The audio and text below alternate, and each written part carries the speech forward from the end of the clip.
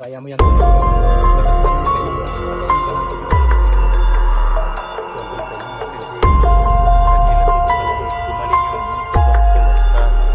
ka na kayo.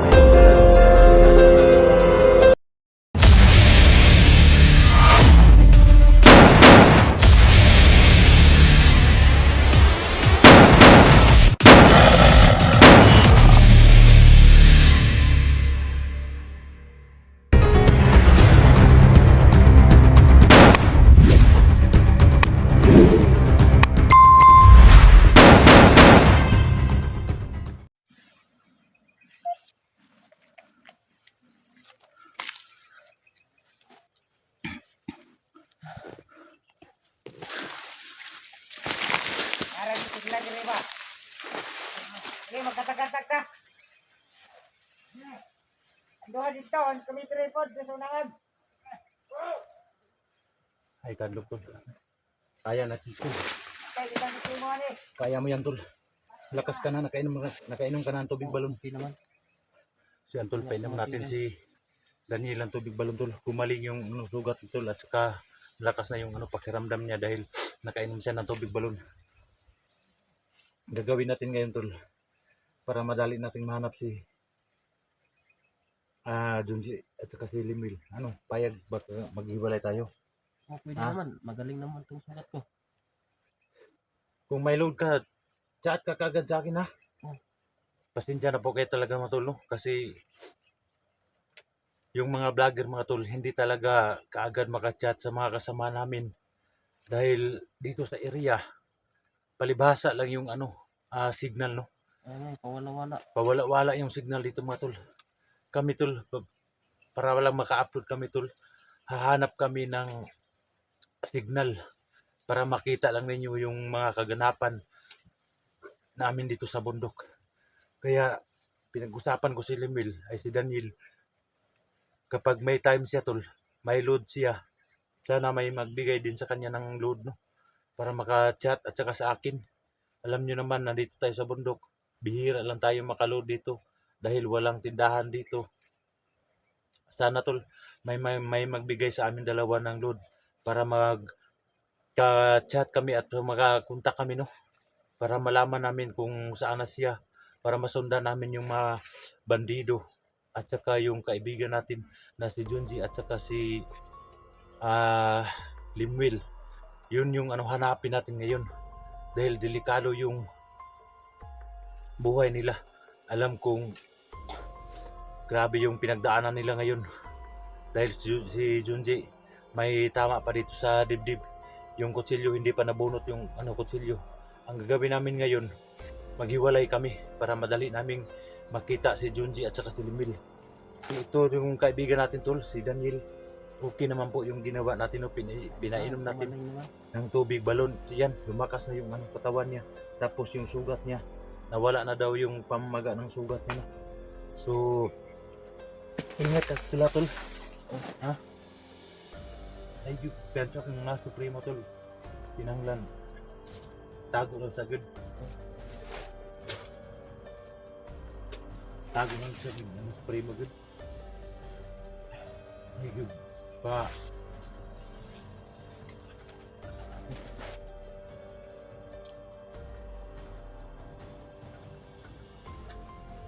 Lagi ko nakita ng banha niya ako, di ba? Sa tayo. Look, sakmot. Dahil na iba na.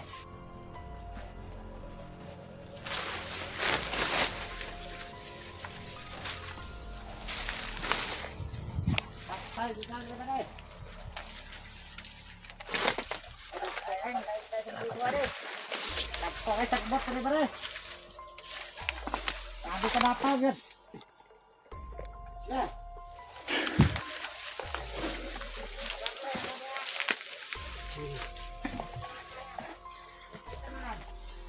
Tanaw ni mga murag pikikot. Walang masama tol kung tumakbo tol. Importante, ligtas tayo. Ito yung sabihin ko sa iyo.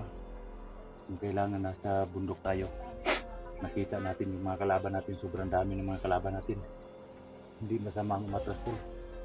Pag maraming kalaban, atras ka muna. Kung kaya mo silang kalabanin, gawin mo. Pag tingin mo nga may mga commander, may mga kanang kamay, huwag kang magpalalos-lalos kasi yun yung ibibihag mo. Sana tol, kung sa akin tol, ginagawa ko lang tol dahil kaibigan kita tol. Kaibigan kita, ayaw kung may mangyaring masama sa inyo, sa ating lahat. Masakit din sa amin, masakit din sa atin na may mga kaibigan tayo na nabibihag. Kailangan natin mag-ingat dito sa area. Alam ko, grabe yung lakas mo, matibay ka sa bakbakan, pero kunting payo lang tol, iwasan mo muna pag maraming kalaban, hindi masamang umatras. Ha? Kabala ka, chat ka sa akin ha.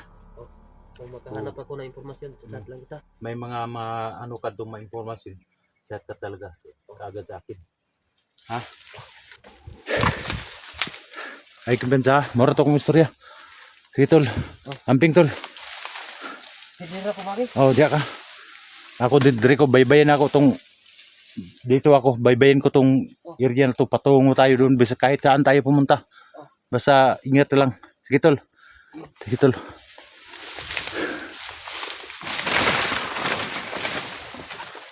So yan tol. Sinabihan natin si Daniel tol, no? Na mag-ingat siya tol. Dahil delikado yung mga kalaban natin tol. Tuso talaga yung mga commander na mga kalaban natin. Katulad ni Supremo tol. Sana tol magtagumpay tayo sa mission natin. Na matatalo natin yung mga sama tol. Kanina tol. Mintik na ako kanina no. Sumuka ako ng dugo sa kaibigan, sa kapatid ni Daniel tol. Grabe. Pero nilabanan ko talaga yun tol. Dahil wala namang masama na mananalo sa kabutihan. Kaya nilabanan ko yun kanina. Yung sinakal ako, binigyan ako ng power ng kapatid ni Daniel tol. Parang nanghina lahat ng katawan ko pag power niya sa akin. Tumakbo ako tol. Kasi alam kong malakas siya. Ngayon, sobrang lakas ko na talaga dahil binigyan tayo ng Panginoon ng lakas na kapangyarihan at sa lakas ng diwata. So ayan, patuloy tayo ngayon sa paghanap kay Limwil at kay Junji mga tol.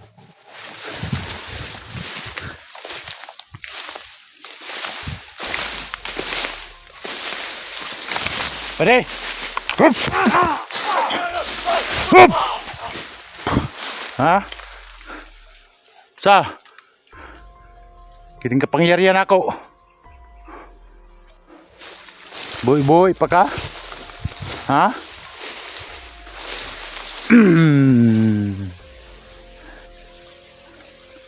Kau? Ha?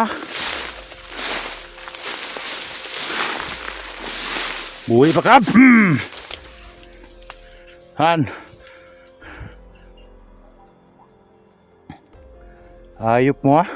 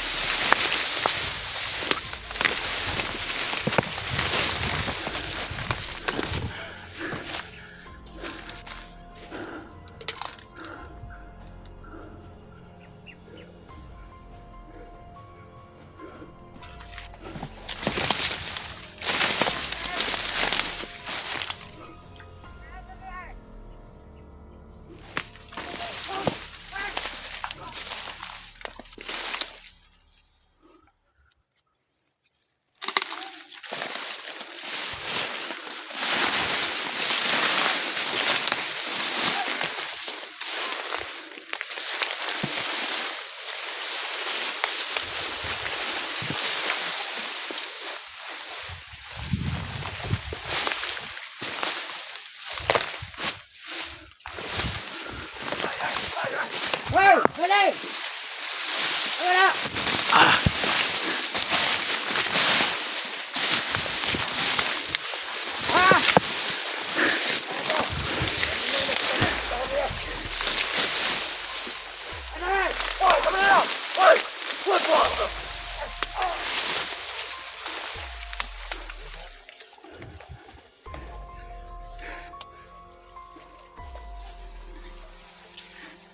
Hoy! Wala! Saan na yan ang pinito? Ha? Tigas! Ang laman! Pinayaw na to! Sinalibang! Lawan! Eh! Ha? Ang laman to! Sobrang dami talaga. Ano nga tao, Dre? Ano nga tao? Saan?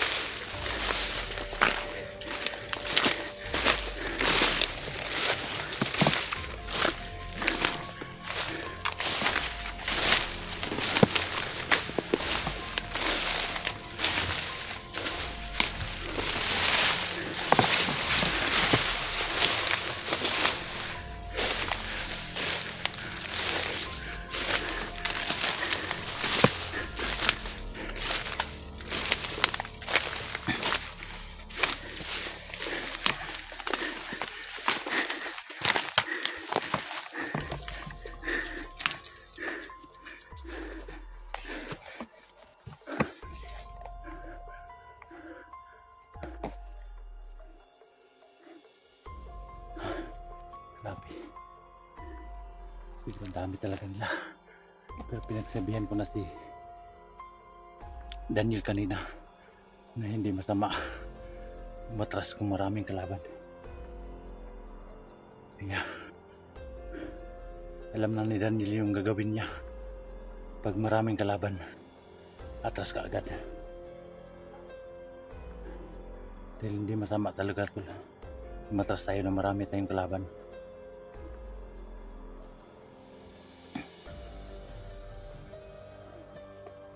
Mga kalaban talaga dito. So, sabi ni Daniel to, dito lang daw matatagpuan si Junji at saka si Limil. Ito yung target natin ngayon tol. Target natin ngayon si Daniel at saka si Junji at saka si Limil para makita natin kung saan talaga sila pumunta. Tol. Mga boses tol. Nandun na yung mga boses tol. Doon sa unahan tol.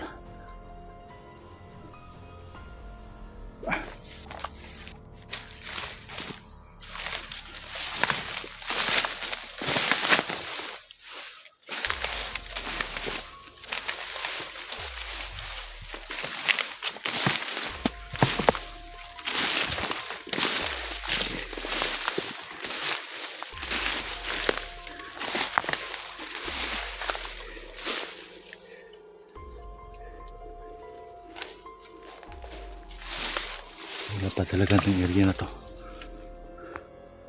Wala kang ibang makikita tol. Dito lang mga bugang.